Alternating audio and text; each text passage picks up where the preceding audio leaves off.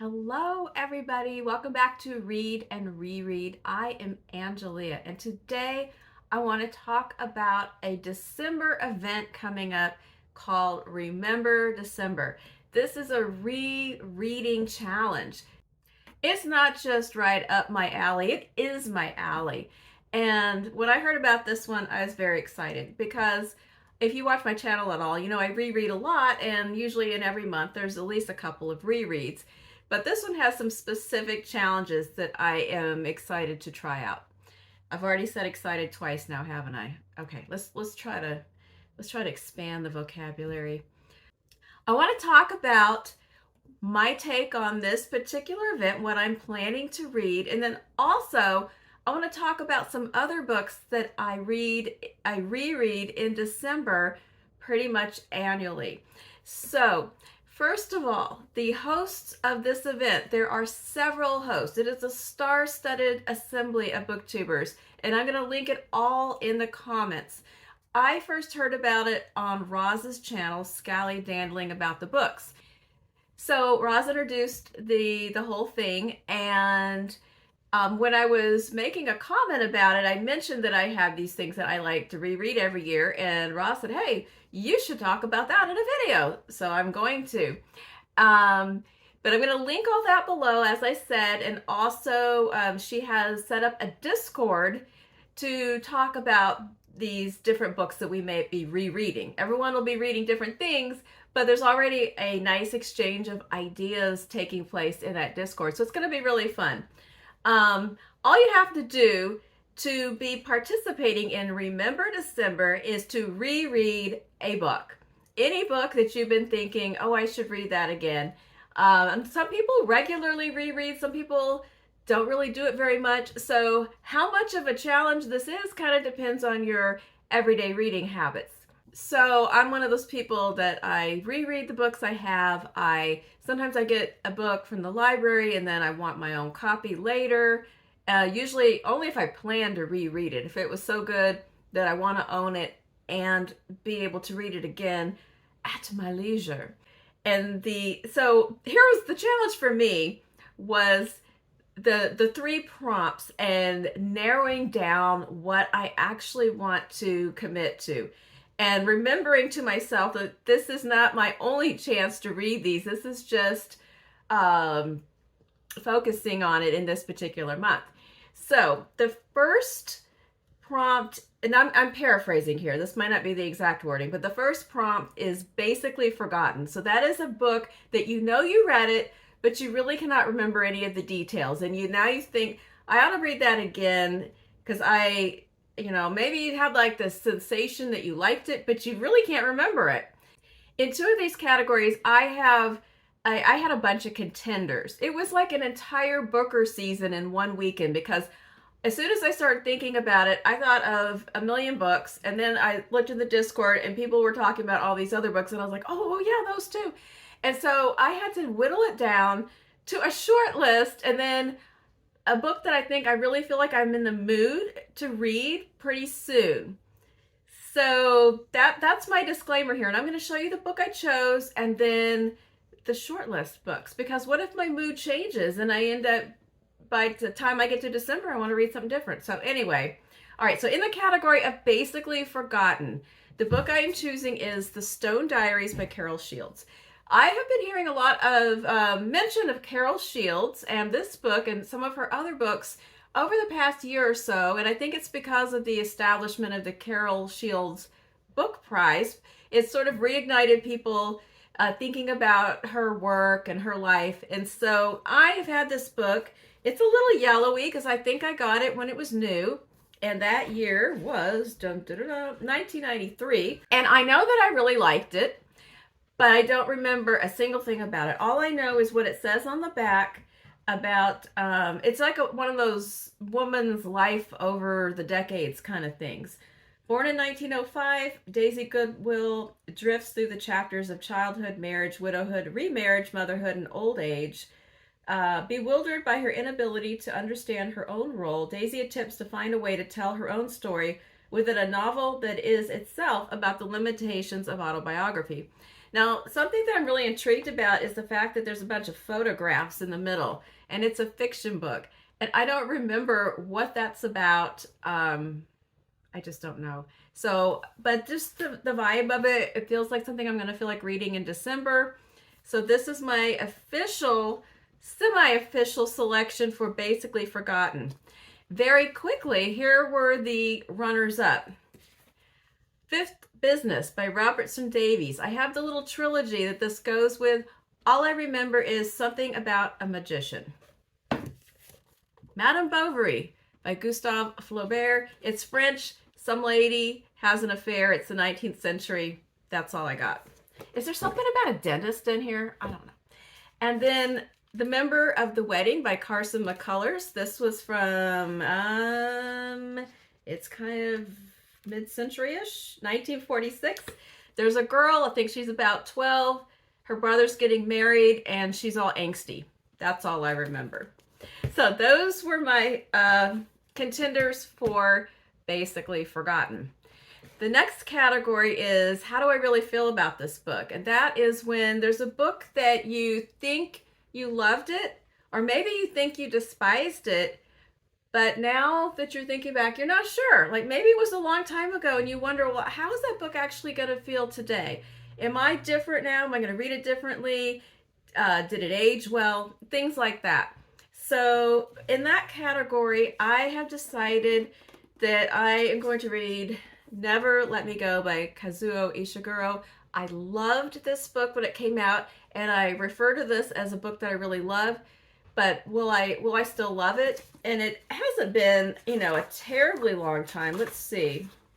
2005, but I'm assuming that I think I'm still going to love it. I think it's going to be, this is what I'm hoping, that it's going to be like the Station 11 kind of thing, where I read it again and it's just even better and deeper. But I could be wrong. We'll see what happens when I read it again. But this is a story, there's not a lot you can tell about this story without, if you've already read it, without it being spoilers. But let's see how they explain it here. So there's a woman named Kathy who's 31, and I know she works as a carer at a hospital, and you don't really understand exactly what the nature of her work is for quite a long time. And she's reflecting on her unusual childhood and upbringing in a group home. That's all I can tell you about this, because there are some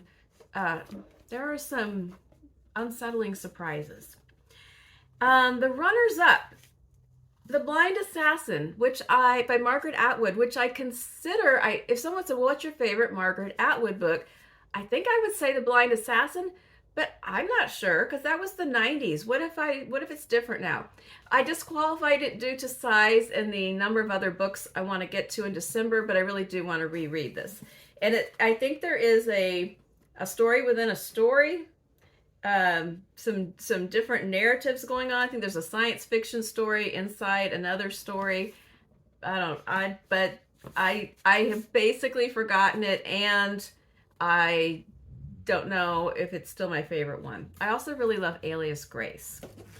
And then this was a really close call, but I want to read Wise Blood by Flannery O'Connor. There is a chance that there will be an upset, and when I get to December, I'll pick Wise Blood instead of Never Let Me Go, because I really dithered about this. But it is it's a short, short novel, novella that I've only read a couple times and haven't read for a couple of decades at least. I've read the short stories over and over. They're on like constant replay, but I haven't read Wise Blood in a really long time. And I'd like to see how I feel about it now. I really enjoyed it in the past, even though it is super strange, but how will it sit with me today? So I will reread it sometime coming up, maybe really soon. We'll see what happens. But that was my other short list for that category. Then I have kind of this wild card extra one that is, it's forgotten, and I'm worried about how it will hold up. And that is this kid's book, Roller Skates by Ruth Sawyer. This book won the Newbery Prize in, I think, 1936. And I loved this book when I was a kid. I'm gonna say I loved this book when I was like somewhere 8, 9-ish. I got it from the library. And I was really into historical fiction at that time. And this is a book about a girl, I think it's around, what is it? Okay, the 1890s. This girl in New York City, and she is not interested in being sitting around with her ladylike cousins, and she roller skates all over the city and makes a bunch of friends. I know it has some Christmas scenes in it, so I'm going to try to squeeze it in.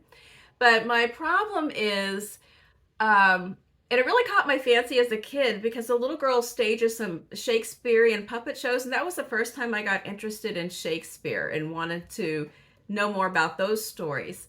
And well, this is a whole other story, but the Shakespeare part I'll talk about if I actually read it. But of course, my problem whenever I read really old children's books, or even sometimes not that old children's books, is when I think, oh, this was so good, and I go back and read it, and inevitably it is sexist and often racist, and then I am disappointed. So that's my problem, and that's why it's really more of a how will I feel about it, because I feel like it might be tarnished, but I might read it anyway just to see. So the last category, or the last prompt, is read something in a different format. And I was stuck on this one for the longest time because I am really a print book reader. I don't really do well with audiobooks, and some of the suggestions were, do an audiobook if you've read it, or if you did it on audio, read the print, or if you read it on a Kindle, read the book, or even some ideas for things like buddy reads and things like that. So I was kind of thinking, well, maybe I could do that. And then I realized there's a book I want to read that's in a different format, and because I recommended it to someone else. So it's a graphic novel of Anne of Green Gables, and I heard about it. It was recommended by Lindy of Lindy's Magpie Reads, and she said it was wonderful. And then I recommended it to Melinda of Web of Stories because she was looking for some ideas for a friend who was doing chemotherapy, and she was trying to gather some books that would be kind of lighter and like short stories and graphic novels to read during that time. So I thought of the book again, recommend, and then I thought, wait a minute, the story I love in a different format. I could do that one. Well, my library, at first I thought my library doesn't have it. I don't want to buy it. I don't know. And then I realized my library did have it, but it's on Hoopla.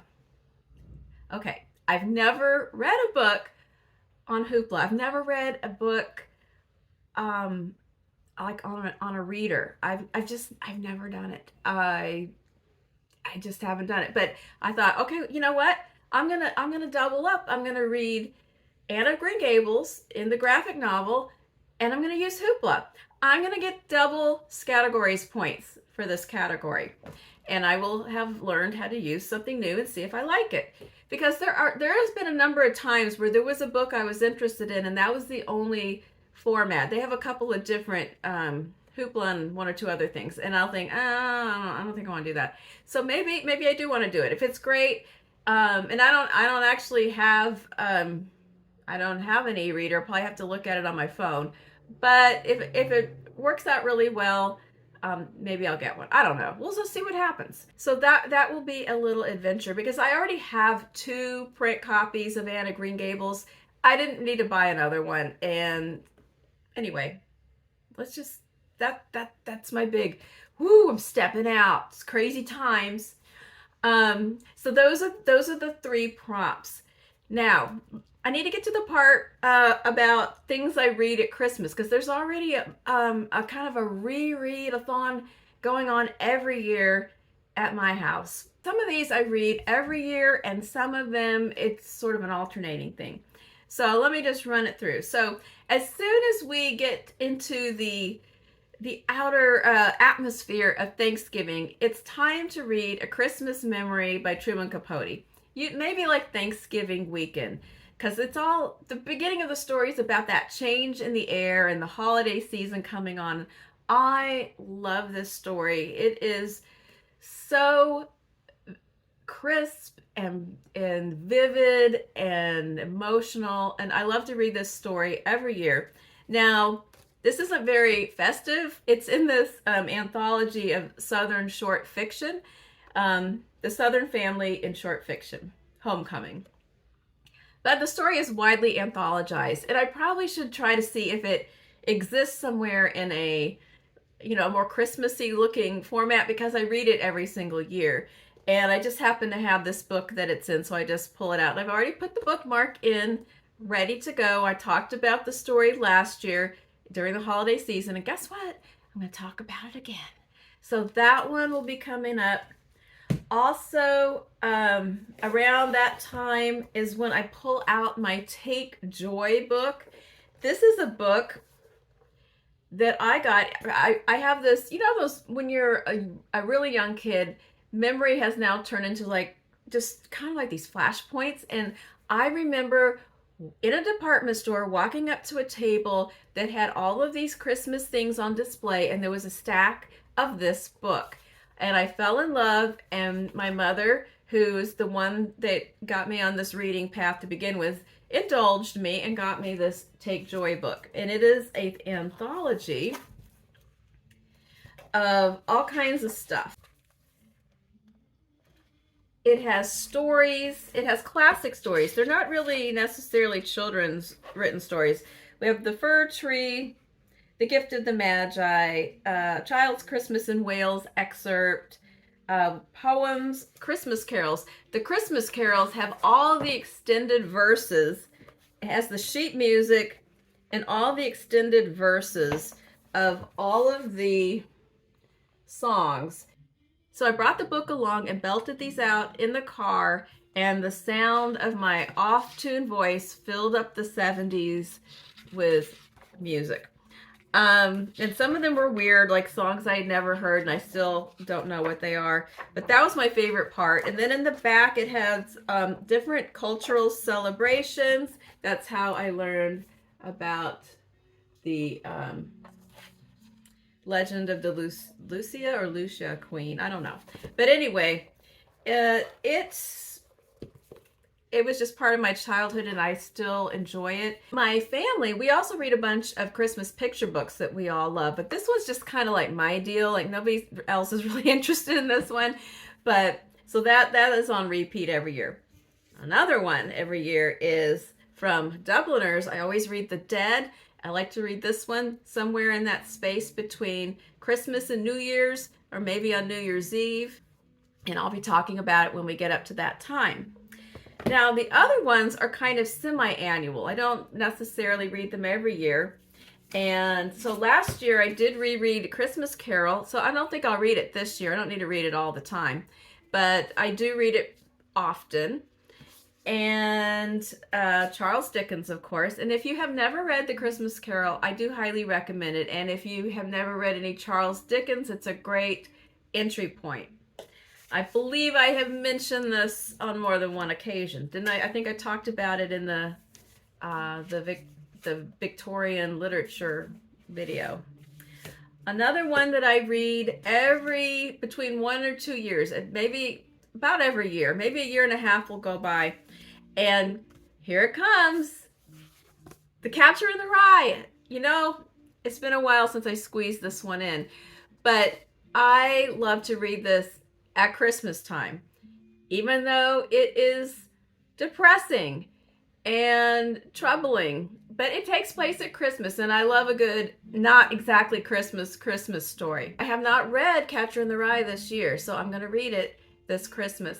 And I will not talk any more about it here, but if you have been on my channel for any time at all, you know that I have a lifelong obsession with Catcher in the Rye.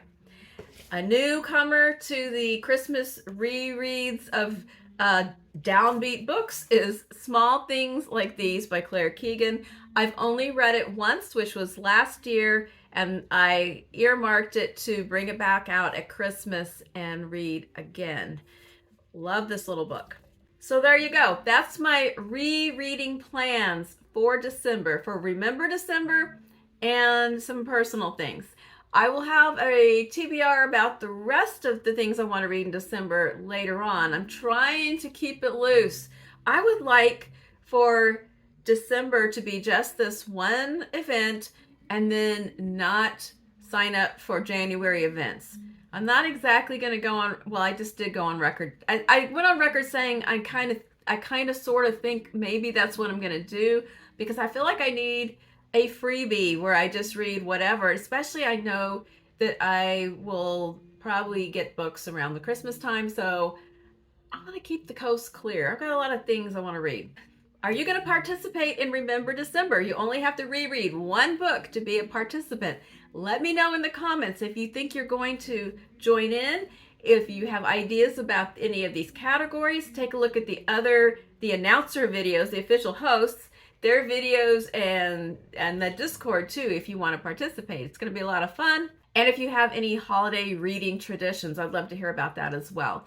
So that's it for now. I'll be back on Friday for Friday Reads. I hope you have a great rest of the week. Bye-bye.